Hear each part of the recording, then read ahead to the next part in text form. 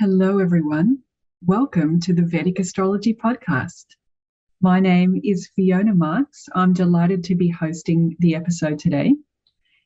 And in this episode, we are going to look at how astrology works. This is part 2. You'll remember way back in episode 2, we took the opportunity to look at the very big question, how does astrology work? And we put it in a scientific context of investigation, of cause and effect, of pseudoscience. We had a great walk through many of the scientific principles that give us the context of how astrology works. Today, Michael Reed is joining us, and he's helping us to unlock the enigma of how astrology works by using ancient texts. It's a fascinating episode. In fact, it's a little bit of a mystery episode today. It's like we're in a Dan Brown novel. It's not the Da Vinci Code, it's the astrology code. And could it really be the case that the secrets of how the mechanics of astrology work have been in front of our eyes all the time?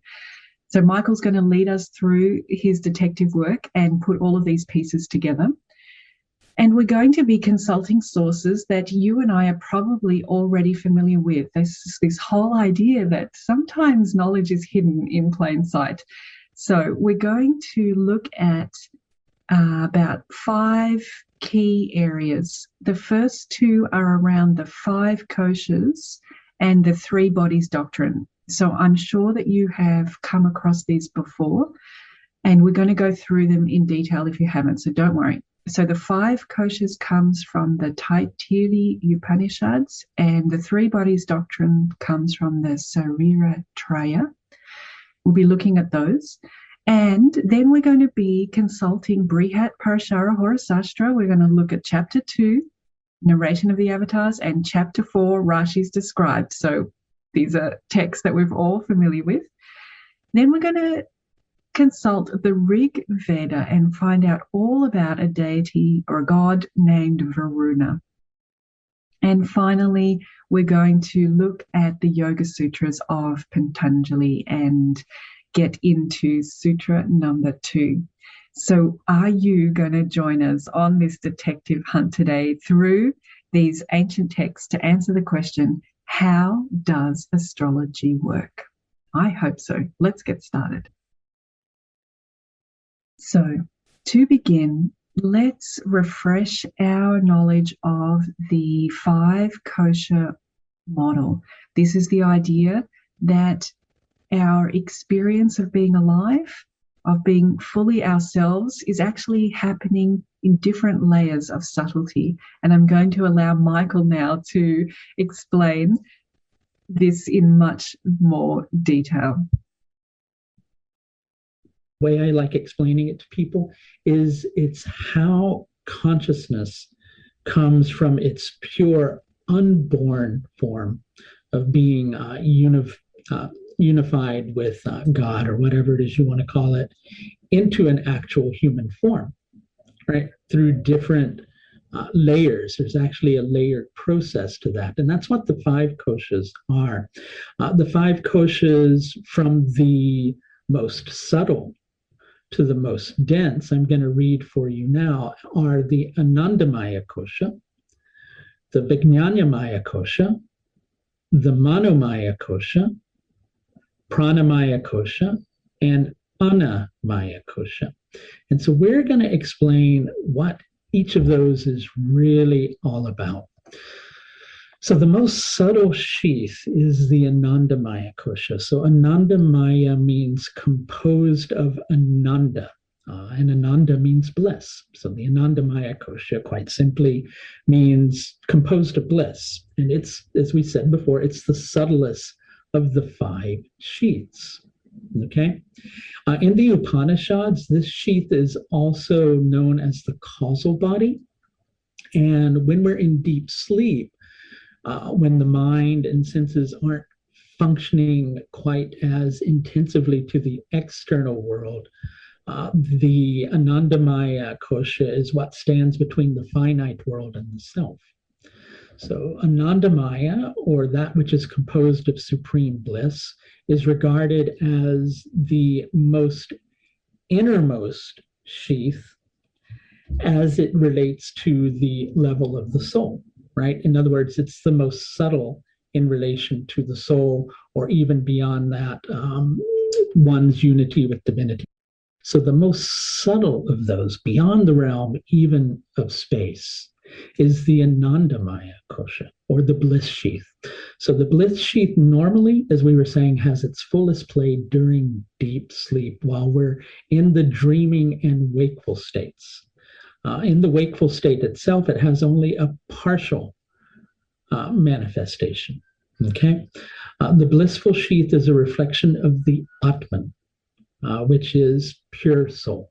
Okay, so you can understand Anandamaya kosha as being connected to soul, or the purity of soul. But even beyond that, even that's somewhat of a limited description of what that's about. If you have to give it an attribution to an element, as we were discussing before, it's somewhat attributed to ether, which is space, but it's a concept that's even beyond that. Beautiful. So here Michael has opened our explanation of the 5 koshas by putting them in context and describing the bliss body. If, as you're listening along, you'd like to build up a visualization, perhaps can we imagine a skyscraper built of building blocks? Could we put bliss body at the top of that? It's the top of the skyscraper building block. Let's hear about the next layer. So the Vijnanamaya kosha means that which is composed of Vijnana, or intellect. So what is our intellect? Our intellect is the faculty through which we discriminate and understand the difference between one thing or another. The intellect also wills things through thought, right? It creates thoughts in a certain direction, which then drives our will. It can be understood as a combination of intellect. Vijnanamaya kosha, I should say, can be understood as a combination of intellect and the 5 sense organs. So the sense organs give us feedback into what's actually going on. And with that feedback, we use the process of discrimination, and we respond, through the concept of our thoughts. But the realm of Vijnanamaya kosha is before that even becomes a conscious awareness of that thought. It's the intellect functioning above the realm of, pure conscious awareness. So the knowledge sheath is connected with the concept of awareness or consciousness, and it's somewhat impacted, or condensed is probably a better way to explain it, by the 3 gunas, which exist within creation, which are rajasic, racy energy, tamasic, or dense energy, or sattvic, or more aware energy. So best way to understand it is the energy of intellect and discrimination, which on a certain level is happening over and above the realm of your consciousness. So it's that process of thinking that on a certain level begins to give rise to the experience of consciousness. But the Vijnanamaya kosha, which is where the thought processes somewhat get stirred, gives rise to the Manomaya kosha, which is the experience of the thinking, or the experience of consciousness. That's probably the best way to understand it. Okay, so the knowledge sheath can't be connected to the Anandamaya kosha because it's different, because it's subject to change, it's insentient, it's a limited thing, and it's not constantly present. So the Vijnanamaya kosha is connected to the air element, because the air element relates to the concept of movement. Okay, so that's the Anandamaya kosha and the Vijnanamaya kosha. Great job, Michael, explaining all of these subtleties of these layers. We just talked about the knowledge body. If you are building up an image in your mind. We've come down now from the top of the skyscraper, the 5th floor. We've taken the elevator one more layer down. We're on the 4th floor of our building block skyscraper, if that's your visualization that you're building with us here today. And what I want to briefly point out is that this interview with Michael is part of a much larger video on his YouTube channel. Please take the time to go see that video, because Michael goes into explaining this 5 kosha model with such integration. As you noticed, he began talking about the gunas there. When he was talking about the bliss body, he linked it with all of the elements. So for today's mystery detective story, we are cutting to the main contents of this puzzle that we want to put together. But I really invite you to go watch the full video. And of course, I'm including the link in the description and the show notes. Okay, so we've covered the bliss body and the knowledge body. Let's hear about the mental body. Then we have manomaya kosha, which means composed of manas, or mind, or the consciousness. So when we have our mind with the 5 sensory organs, it's said to constitute manomaya kosha. That's going about the experience of consciousness with your 5 senses. The vijnanamaya kosha is the thoughts over and above which give rise to the concept of manomaya kosha. Okay? So manomaya kosha is when we begin to become more, if you have to kind of give a relevance to it, more like a person. We begin to become more encased in the concept of being a physical presence. So the manomaya kosha becomes the thing that gives rise to the concept of I and mine, or, this is me, this is mine, here I am. When we begin to become more aware of a separate individual, then that's the manomaya kosha in action. Then and that's connected to the fire element.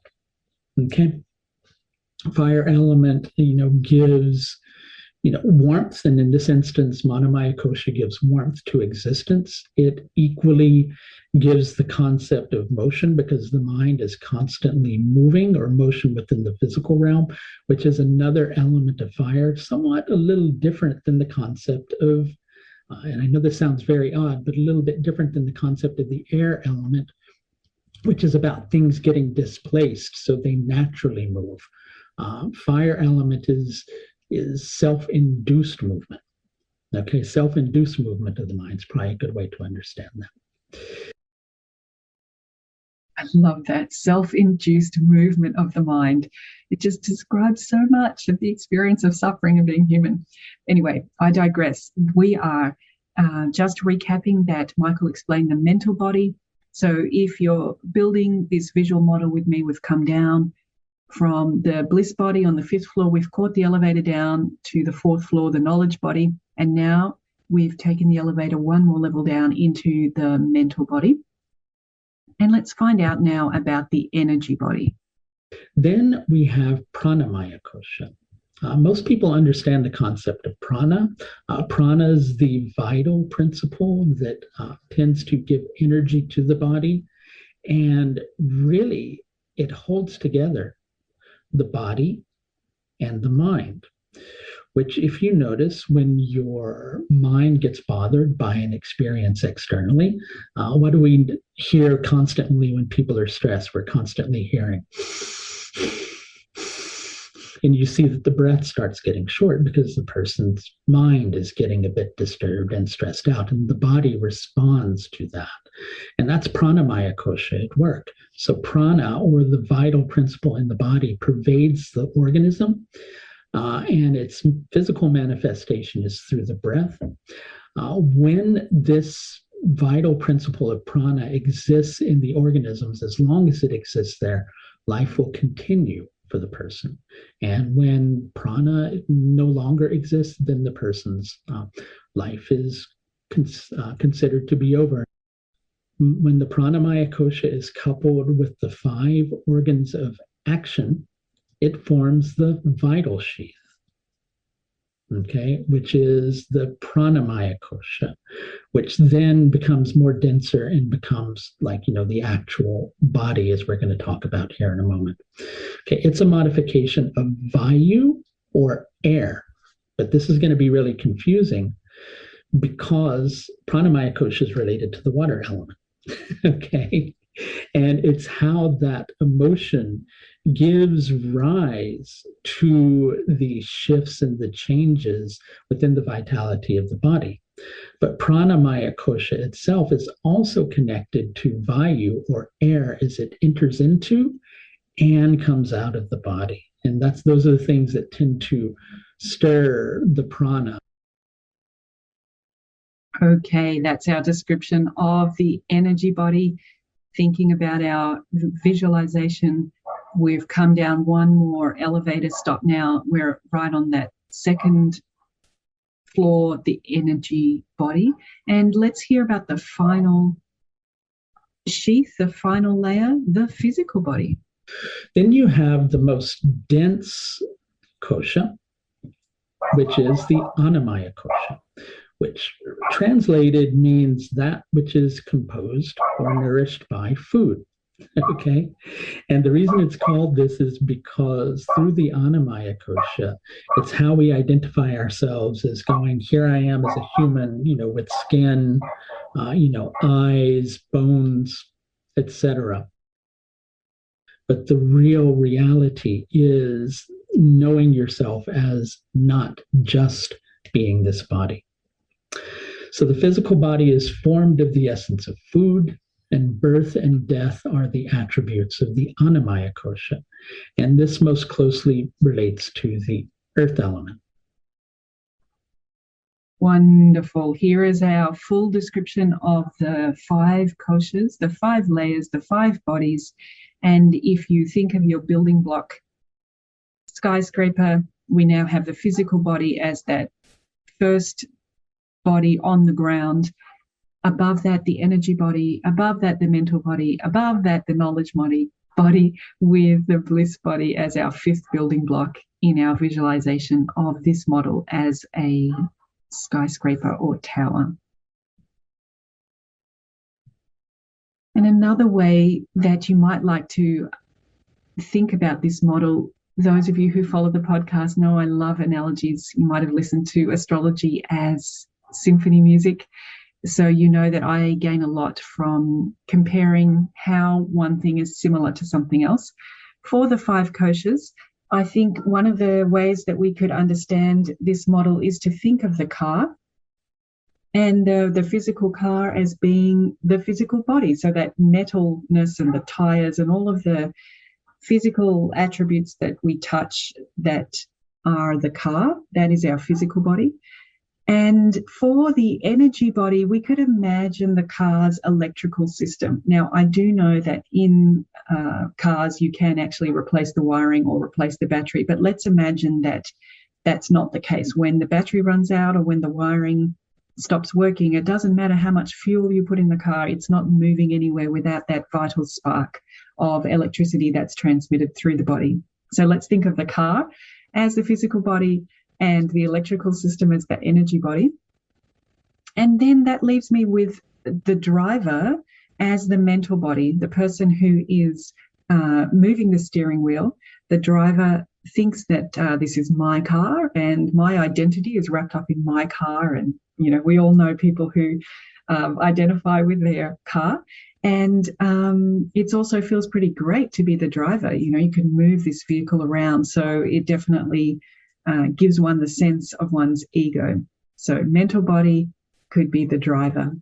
And then perhaps to expand this analogy up towards the knowledge body, we could imagine perhaps that the knowledge body is the GPS, it's the guidance system, it's the maps, it's the way that we can witness where we're going. We can have some detachment that I am this little car and I want to move here and this is how I'm going to get from A to B. It's got that knowing to it, and it's got that witness, mindfulness element that we know comes from the knowledge body. And it's also got that lovely quality that Michael spoke about, that it's not always present, that we consult the knowledge body. So we go consult the GPS and then we drive around. But there are many journeys that we learn automatically that we no longer connect to the GPS because we just know how to get there. Okay, and so then that leaves us with the bliss body. And for me, the bliss body it's the destination. It's the home that we are driving to. It's that intangible feeling that we know when we get where we're going, that we've arrived, that's the destination. That's what I'm calling the bliss body. So the whole point of having this physical car is to take us towards that feeling of home, that feeling of destination, that feeling of bliss. So we can get very distracted in that driver level where it's just so much fun to have a car and we enjoy driving it. And if we don't consult with the knowledge body or the bliss body, then we're just kind of driving around, which has a certain level of entertainment all of its own.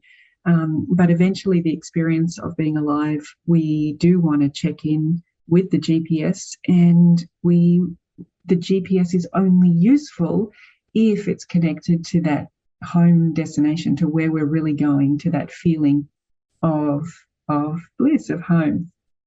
So you may, as we're on a podcast, an audio medium, you may want to have the visualization of the 5 building block skyscraper, or you might like to have the analogy of the car. Hopefully one of those is going to help us get through solving this mystery of how astrology works. And I also want to recap one thing that is important in moving us to the next part of our discussion of these puzzle pieces in solving the mystery of how astrology works. You might remember that Michael mentioned the causal body. I'm just going to replay that. The Anandamaya kosha, quite simply, means composed of bliss. And it's, as we said before, it's the subtlest of the 5 sheaths. Okay? In the Upanishads, this sheath is also known as the causal body. And when we're in deep sleep, when the mind and senses aren't functioning quite as intensively to the external world, the Anandamaya kosha is what stands between the finite world and the self. So here we have, just recapping, that Michael is linking the bliss body to the causal body.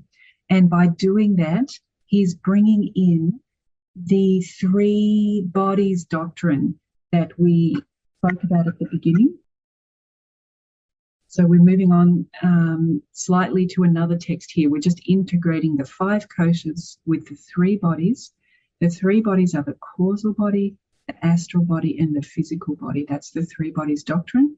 And you can see that Michael's made that link between the bliss body and the causal body. So he's joining these 2 models, putting them side by side so that we can understand how to unlock this mystery. And once again, I just promote to you to check in with Michael's whole video, because this is one of the things that's really rich in the discussion that I had with Michael, is how the 5 kosha model connects with the 5 elements, connects with the gunas, connects with the 3 bodies doctrine, and more and more. So please, if you're enjoying today's podcast and you want to know more, go check out the full video, which I'm providing the links to. Now, we've got our foundation. We've had a look at the 5 koshas and introduced how it connects with the 3 bodies doctrine. These are texts, or these are models that are well known to all of us in Vedic astrology world, all of us in yoga world, in Ayurveda world. So there's nothing hidden or strange about what we're talking about. These are in plain sight. Now, let's add into that some very interesting insights from Brihat Parashara Horasastra, right at the beginning of the book, chapter 2, something that maybe we've all skipped over. And have we been missing the keys to answering this mystery of the mechanic? How does astrology work? Let's allow Michael to walk us through what Brihat Parashara has to say and what is the significance? In Brihat Parashara Horus Shastra, there's a chapter called The Narration of the Avatars. And it begins to give a perfect explanation of how astrology works. Only thing is if you just read over it lightly, as I was saying earlier, because most people, when they go in and they read Brihat Parashara Horus Shastra, they're wanting to learn the astrology techniques. So they tend to skim over this bit and not really take it in, but it's pretty deep when you think about what's being put forward here. So it says the supreme unborn spirit. Now that in itself, if you just take it like quickly, you're going to go, okay, the supreme unborn spirit. Well, no, really think about that. The supreme unborn spirit. It's not necessarily bound by our physical states. It's unborn, really, right? So the supreme spirit that's also unborn, but it's also been here many different times. It's had many different descents. Okay, so the supreme spirit has descended many times. And then it goes on to say Janardana, which is a name of the divine that agitates humans, causing fear and worry. That sounds like such a really wonderful energy. And I always hear that and go, gee, that's just really great. So that moment where you're going, why me? Then that's Janardana at work. It's the concept that's done so that we're stimulated into working out our karma. So Janardana seems like a very scary energy on many levels, but it's doing that for a very specific reason. The grahas seize upon you and they cause you to behave a certain way. So Janardana, or God in the form of grahas, rewards the fruits of our karma. So Janardana is the aspect of God that agitates humans, causing fear and worry. But Janardana in the form of the planets, or the grahas, rewards the fruits of the karma of the living beings. So powerful and insightful right there in the opening statements of this chapter. I love how the grahas are being mentioned here, and I think it's really important that we keep that in mind, the link between the unborn spirit and using the grahas to incarnate. But let's see what else Brihat Parashara has to say. It then goes on to say that destroying the strength of the daityas, which are more of the demonic race. So destroying the strength of the daityas and increasing the strength of the devas, aiming to establish dharma, or the path of righteousness, the auspicious births of the divine proceed regularly from the planets. And all others are also planetary born. That means me and you and everything else, right? So all others are also planetary born.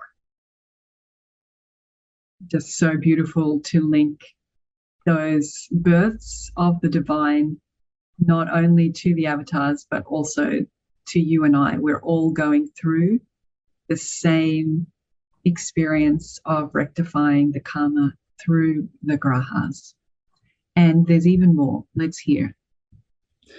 Those with Pada Atma, or supreme soul, as the larger portion, are all known as heavenly. Those with Jiva as the larger portion are known as the living beings. Pada Atma portion has gone forth from the planets, the sun, etc., and given birth to Rama, Krishna, and all of the avatars. Then those grahas and the Pada Atma portion are absorbed at the end after concluding what they need to do in order to purify a person's consciousness. They are absorbed back into the divine. So this is just great. This reminds me of all of those stories of the avatars as they incarnate to solve the big problems of humans and to teach. And then once they've done their job, the Rama or Krishna or whichever avatar we're speaking of, once they've concluded their purifying business, they're absorbed back into the Supreme Unborn Spirit. And guess what? Let's listen to this final part. The jiva portion goes forth and is born as humans, etc., and living beings. Similarly, these also then melt at their end into the imperceptible. Okay, so it's kind of explaining here that the Pada Atma and Jivatma are all one, and they're also connected to those deities. We imagine the separation.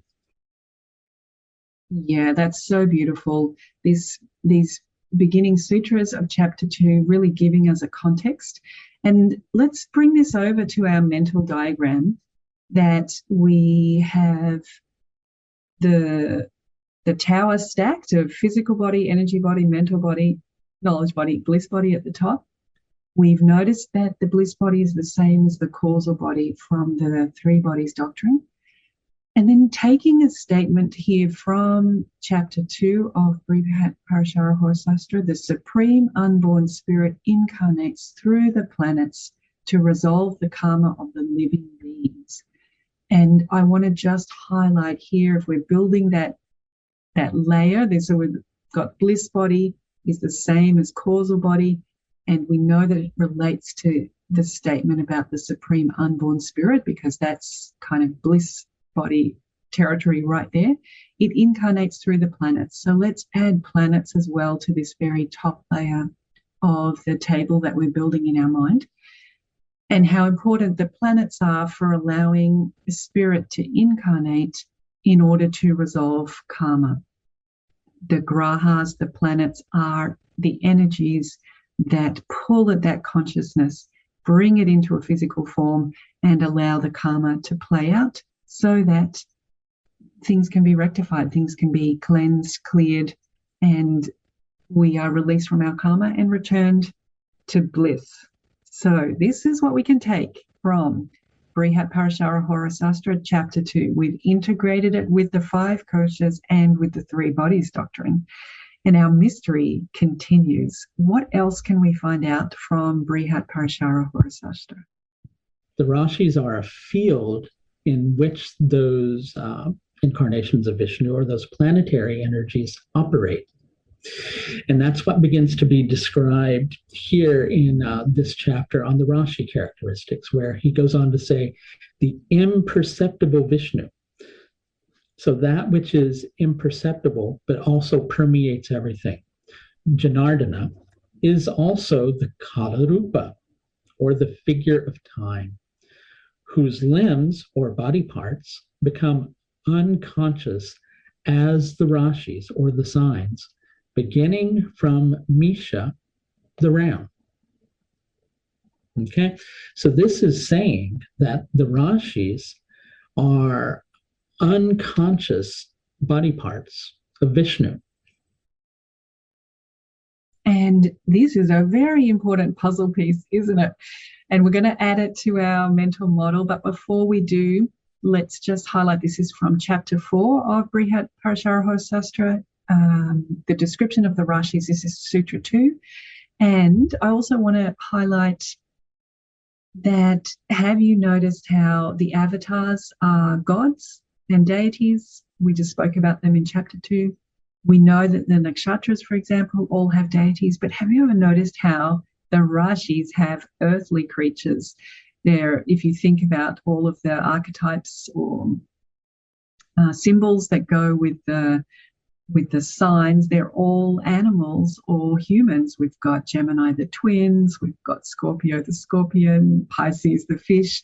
As you go round, you can see that each of those Rashi signs has an earthbound creature as its mascot, rather than a deity or a god. So it's reinforcing what we are hearing here in Brihat Parashara Horasastra, that the rashis are the limbs. They are Vishnu, the Kala Rupa.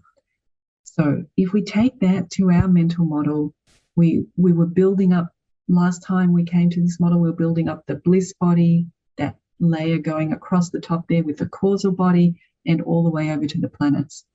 Let's now move right down to the ground floor of our tower, where we've got the physical body.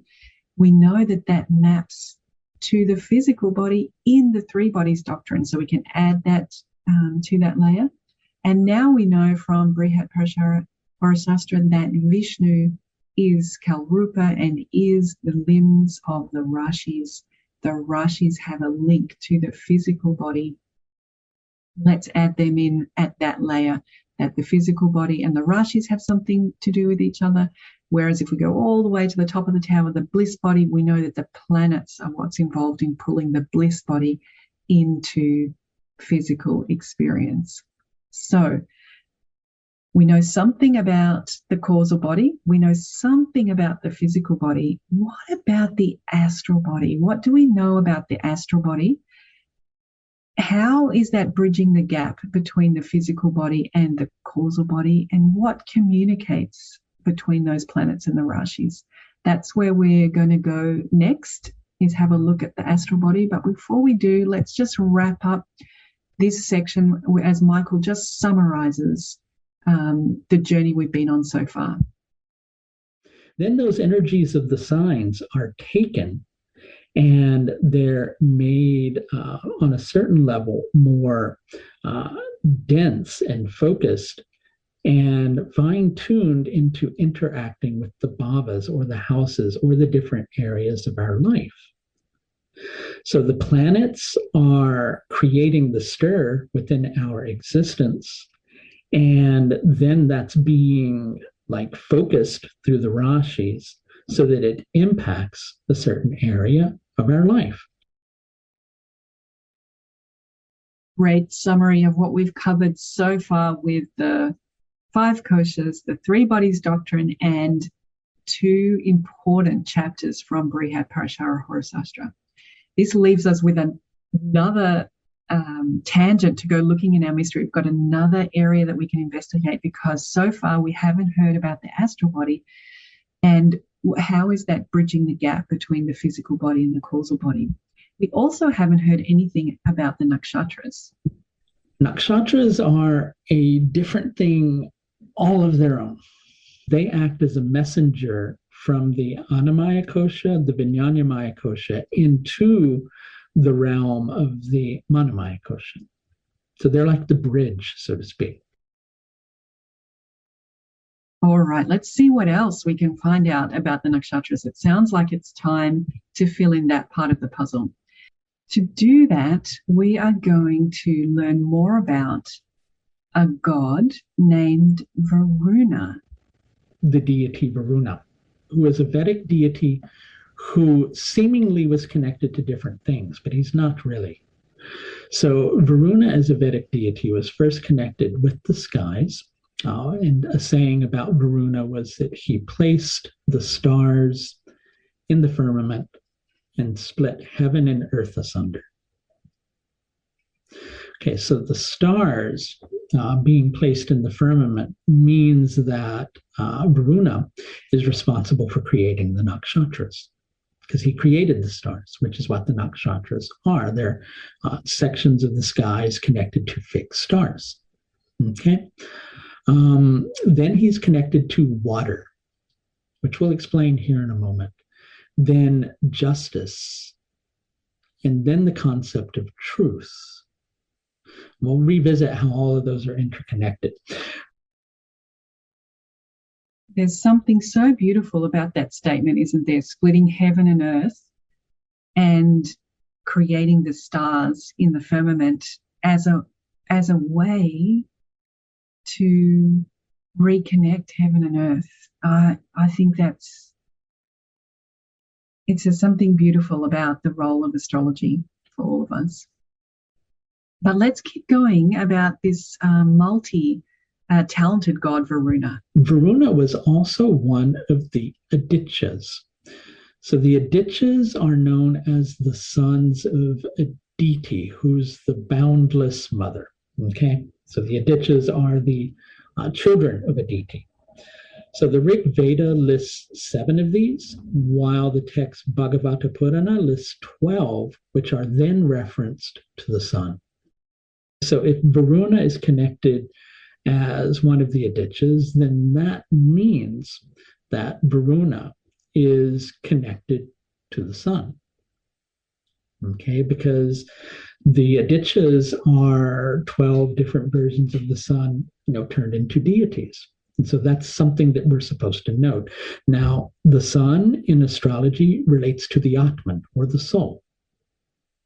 Okay, so Varuna is connected to the soul because Varuna is the sun, as a deity, so to speak, one of the adityas. Okay, so now we know that Varuna has not only split the heaven and earth and created the stars, also therefore creating the nakshatras, but now we know that Varuna is equally related to the sun, or is an incarnation of the sun. Varuna is also the lord of the waters and water creatures. And as lord of the waters and water creatures, he also relates to the oceanic consciousness of God, which is vast and deep. The ocean waves themselves are a result of the moon's gravitational pull on the earth. Right, so we need to remember that. The ocean waves are a result of the moon's gravitational pull on the earth. Varuna is also connected to the waters.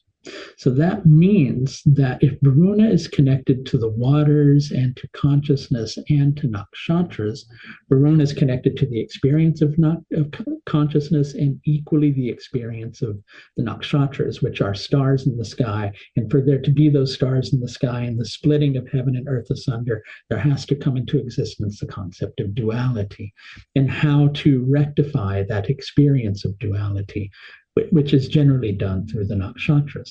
More and more, we're seeing how Varuna is essential to understanding the mechanics of astrology.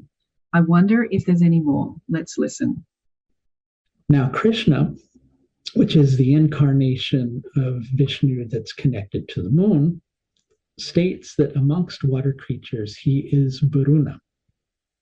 So Krishna is the incarnation, as I just said, that's connected to the moon. So it's no surprise to understand Varuna, because if Krishna says amongst water creatures he's Varuna, Krishna is saying that, he's Varuna. So we can understand Varuna is also being the presiding deity of the moon. But wait, Varuna is connected to the sun. Which of those is it? It's both. Okay, because the moon is our manas, our sensory mind, and the Atman is the soul. So Varuna is connected to both of those. So he bridges the soul to the consciousness. This is exactly the entity that we're looking for. I'm beginning to think that Varuna is the astrologer. Let's hear a summary from Michael.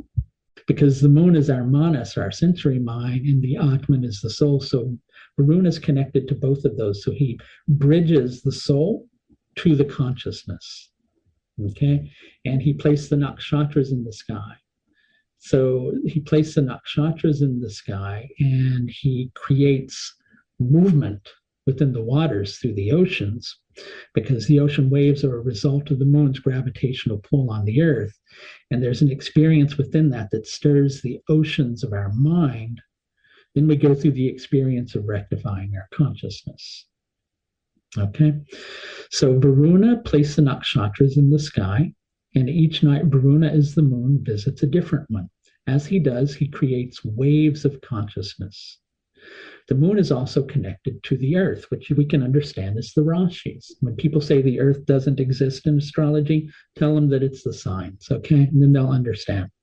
As we note, Varuna is also a sun deity, and Varuna as the moon bridges the Atman, more specifically the Pada Atman, together with the earthbound consciousness of the Jivatman. Okay, so that's an important concept to grasp in terms of this. And that's how Varuna is connected to the sky. So that's the nakshatras. The nakshatras create a stirring within our consciousness. That's the waters.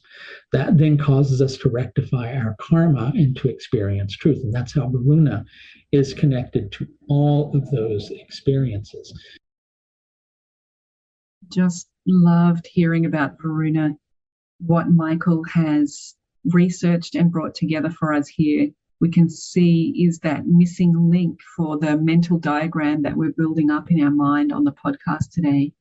If we return to the idea of our skyscraper the building blocks. We already had the physical body allocated to the physical body in the three bodies doctrine.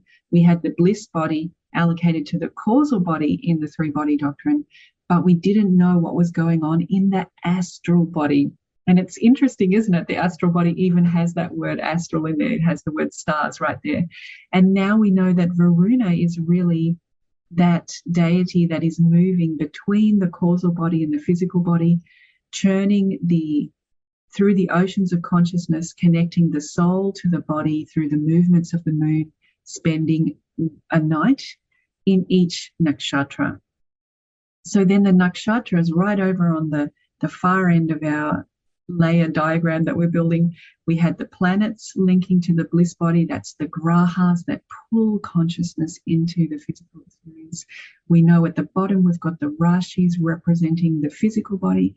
And now the elevator that's going between them up and down our skyscraper is the nakshatras, because Varuna helps us link together the nakshatras, the sun, which is the soul, the moon, which is our ocean of consciousness, and it's linking between the planets and the rasis. That's how Varuna is connected to the sky. So that's the nakshatras. The nakshatras create a stirring within our consciousness. That's the waters. That then causes us to rectify our karma and to experience truth. And that's how Varuna is connected to all of those experiences.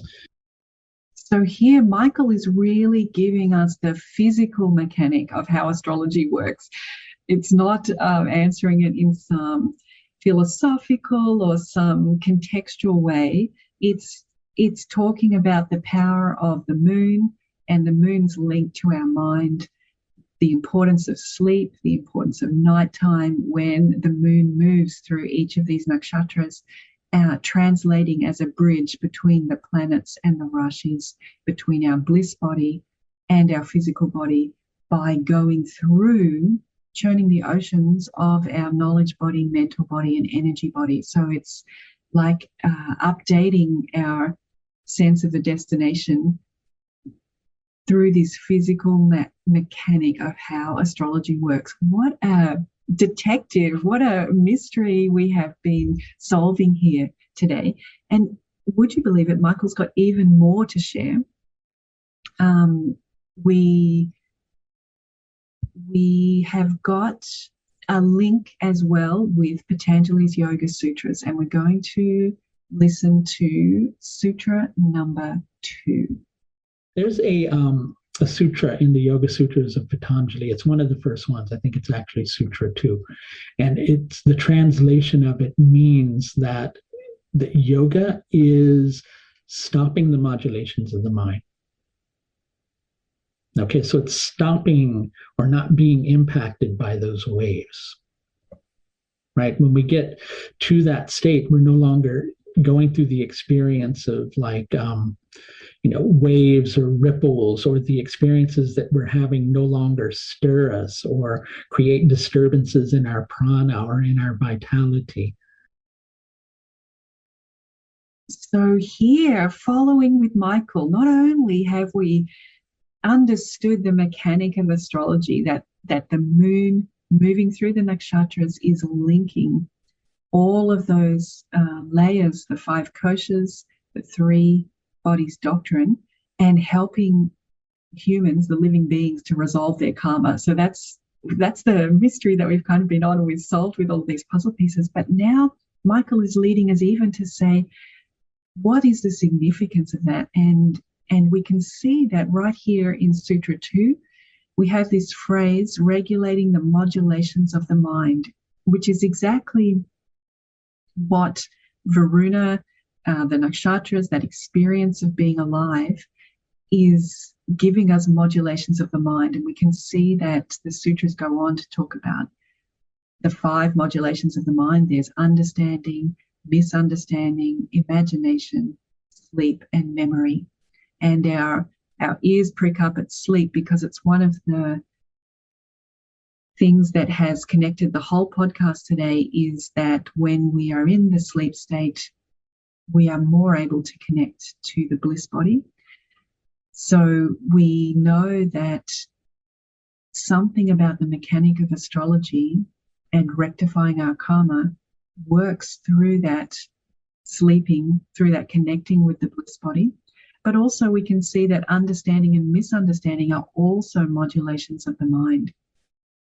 And astrology is helping us in several ways. One is to understand the true purpose of sleep. So that's great. We know that that's when we're closest to the bliss body. But it's also helping us with understanding, misunderstanding. These we can tell straight away from the words that are used, understanding and misunderstanding. We know we're talking about the knowledge body. And astrology helps us connect with the knowledge body, which gives us some distance from the drama of those churnings of the ocean. So I think this is wonderful insight into what astrology is really for. It's, in my opinion, when I listen to this from Michael, what I'm hearing is that it's not for us to become so sensitive to the modulations of the mind, not for us to become so focused on that movement of the moon through the ocean of consciousness, but rather for us to detach from those modulations of the mind, to see them as waves, just like all seafarers understand there are waves. We don't take them personally. We just ride the wave as best as we can. So it helps us be in our knowledge body and understand which waves are coming, and therefore we're better prepared to how to handle our boat through that particular form of waves. But we are not taking the waves themselves personally. And this is really key to yoga, isn't it? I quite often have these conversations with people about astrology not being a yoga.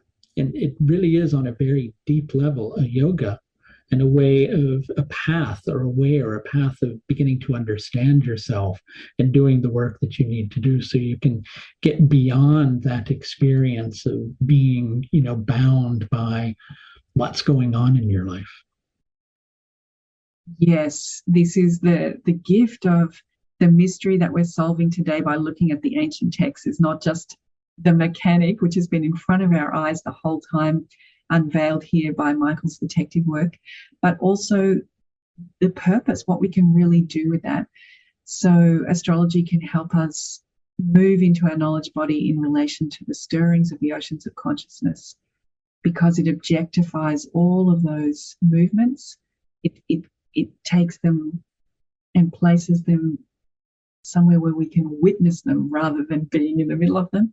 And this prevents us from identifying with the drama, because we are all here to clean out our karma. We know that that's what we're doing.